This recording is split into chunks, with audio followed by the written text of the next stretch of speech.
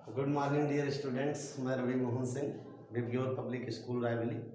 Intermediate physics में हम लोग सेकंड चैप्टर इस समय पढ़ रहे हैं गॉस थ्योरम। गॉस थ्योरम में मैंने गॉस थ्योरम आपको पढ़ाई है, आज उसका एप्लीकेशन हम लोगों को देखना है। तो एप्लीकेशन में दो एप्लीकेशन तो बहुत ही ईजी है स्टार्ट के। तो सबसे पहले आज मैं दो एप्लीकेशन आपको दिखाऊंगा, जिसमें से फर्स्ट एप्लीकेशन के लिए मैं हेडिंग सेलेक्ट कर रहा हूँ। देखिएगा जरा, ये है गॉस प्रमेय से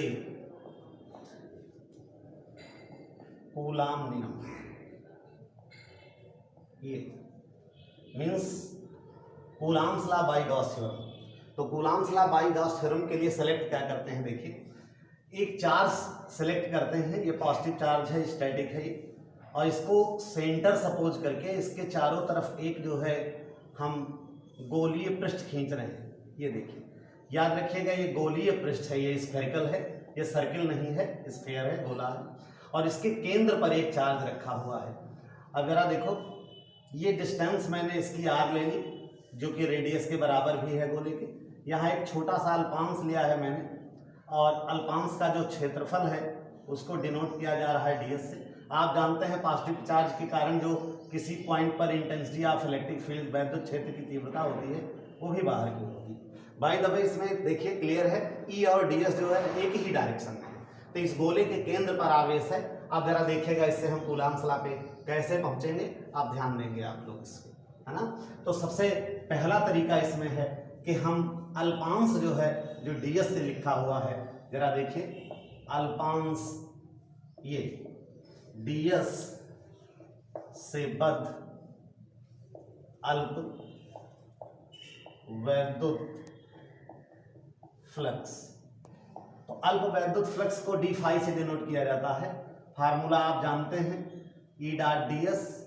ये डीएस यही जो है क्षेत्रफल वेक्टर है, एरिया वेक्टर। ई जो है वैद्युत क्षेत्र की तीव्रता है, और साथ साथ ये भी देखिए कि ये ई डीएस कॉस जीरो। जीरो क्यों होगा, उसका रीजन साफ है, क्योंकि ई और डीएस डायग्राम में आप देख सकते हो, ई और डीएस दोनों पैरेलल हैं, समांतर हैं, तो इसके बीच का कोण जो है 0 डिग्री होगा। तो इसी को d phi is equal to अगर आप लोगे तो ये आ जाएगा ई डीएस। तो इस तरह से ये अल्पांश के कारण आ गया। अब पूरा देखिए टोटल कैसे निकालेंगे। टोटल के लिए जरा सेलेक्ट करते हैं, आता है संपूर्ण गोलीय गॉसीय पृष्ठ से बद्ध कुल वैद्युत फ्लक्स। तो कुल का जरा देखिए कैसे होगा। तो कुल के लिए हम फाई और ये surface integration of d phi. Surface integration का सेंस होता है पृष्ठीय समाकलन। पृष्ठीय समाकलन का मतलब कि पूरे पृष्ठ के लिए अब हम लोग निकालेंगे। तरीका देखिए, surface integration of d phi के प्लेस पर आप पुटअप कर दीजिए, ये आपका आ गया ई डी एस। ये इस तरह से ये आ गया। अब आप जानते हैं कि ई जो है वो हर बिंदु पर समान होगा। हर बिंदु पर समान क्यों होगा, क्योंकि हर बिंदु की दूरी समान है और चार्ज सबके लिए वही है, इसलिए ई कांस्टेंट हो जाएगा, ये बाहर हो जाएगा, और ये सरफेस इंटीग्रेशन ऑफ डीएस आ गया। इसको थोड़ा और आगे बढ़ा लीजिए। तो ये बताइए पूरे पृष्ठ का जो क्षेत्रफल होगा, आप जानते होंगे कि गोले का जो पृष्ठीय क्षेत्रफल होता है सरफेस एरिया 4πr² है। ये आपका इक्वेशन बन गया 2। अब उसके बाद आप देखिए, अब गॉस थ्योरम लगा दीजिए इसमें। ये देखिए गॉस प्रमेय से। तो गॉस प्रमेय क्या कहती है कि जो कुल वैद्युत फ्लक्स होता है वो पृष्ठ के अंदर उपस्थित आवेश का 1/ε0 के गुना होता है। ये देखिए समीकरण 3। अब 2 और 3 को आप देखिए जरा, ये दोनों सिमिलर हैं।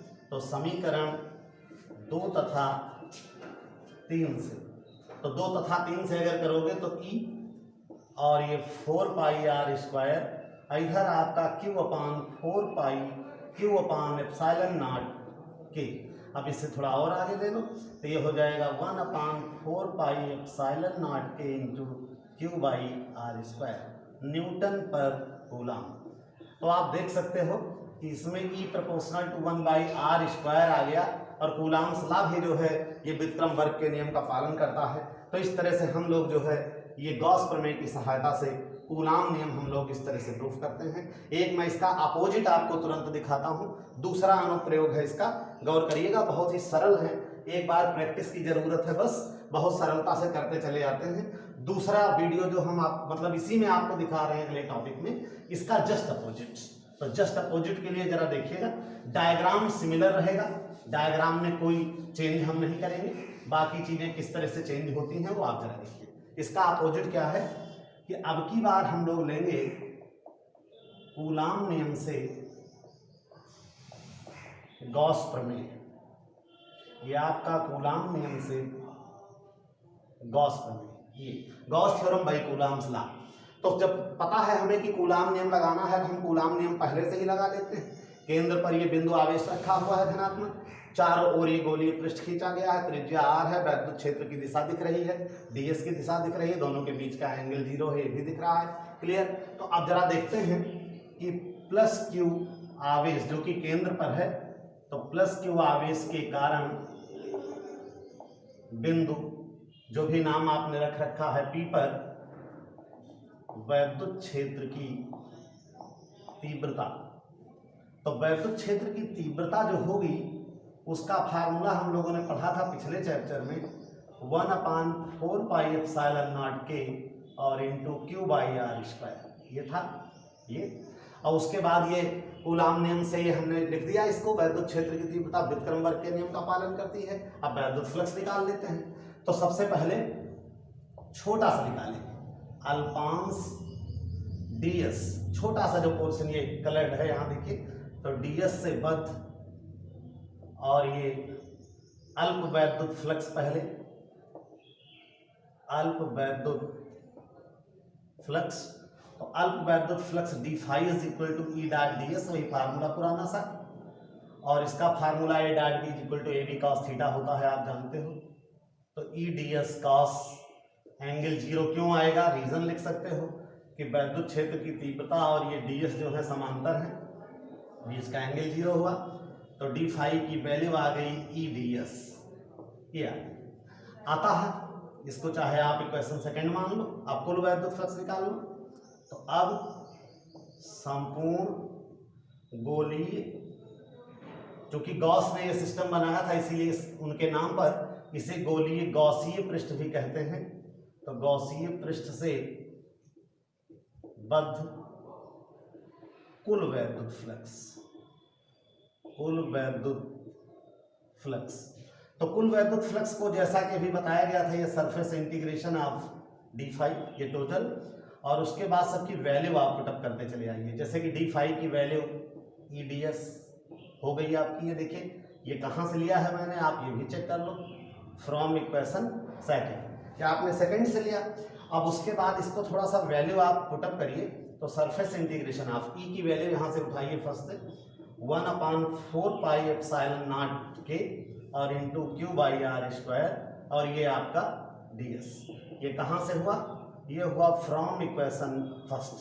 कांस्टेंट बाहर लीजिए सबके, तो कांस्टेंट में देखिए कौन कौन से हैं, q/4πε0k और उसके बाद ये r², ये r भी कांस्टेंट है, बचा हमारे पास सरफेस इंटीग्रेशन ऑफ ds।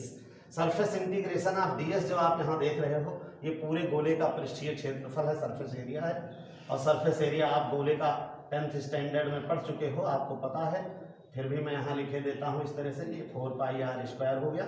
उसके बाद 4π से 4π कैंसिल कर दीजिए, r² कैंसिल हुआ, और ये phi इज इक्वल टू आ गया q/ε0, जो कि गॉस थ्योरम है। आप जानते हैं कि किसी भी बिंदु आवेश के या नेट आवेश के चारों ओर जो कुल वैद्युत फ्लक्स होता है, या किसी पृष्ठ से बद्ध कुल वैद्युत फ्लक्स जो है, वो पृष्ठ के अंदर उपस्थित नेट आवेश का 1/ε0k गुना होता है।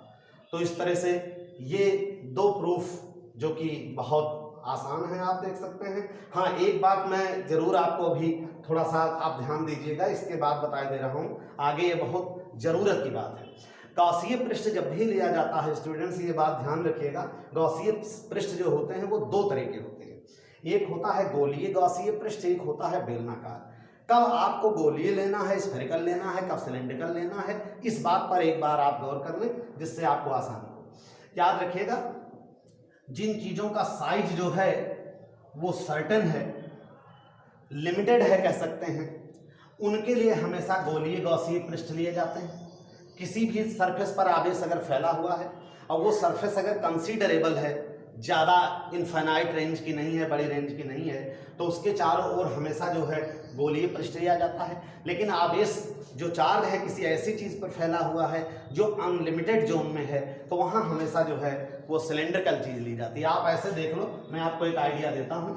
सपोज करो कि हमारे पास एक कोई ये सरफेस है और इस सरफेस पर कोई पॉजिटिव चार्ज फैला हुआ है। अब इस सरफेस पे आप जरा गौर करिएगा, ये सरफेस जो है अगर ये इनफाइनाइट रेंज की है, तो इनफाइनाइट रेंज की है तो आप इसको किसी स्फीयर के अंदर बंद नहीं कर सकते, और जब स्फीयर के अंदर ये बंद नहीं कर सकते तो गोलीय पृष्ठ जो है आप खींच ही नहीं सकते यहाँ पर। तो यहाँ पर एक तरीका होता है कि ऐसी चीज़ों के लिए हमेशा हम सिलेंड्रिकल सरफेस यूज करते हैं। ये सिलेंड्रिकल सरफेस जो है यूज होगा।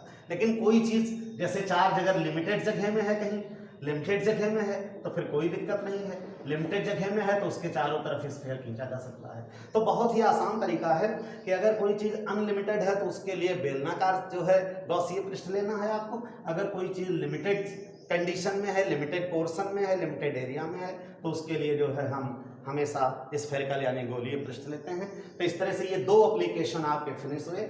और ये थोड़ा ध्यान रखें आप लोग कि चैनल को शेयर, लाइक और सब्सक्राइब जरूर करें। सब्सक्राइब करना इसलिए ज़रूरी है क्योंकि लगातार आप वीडियो जो है पाते रहेंगे। धन्यवाद।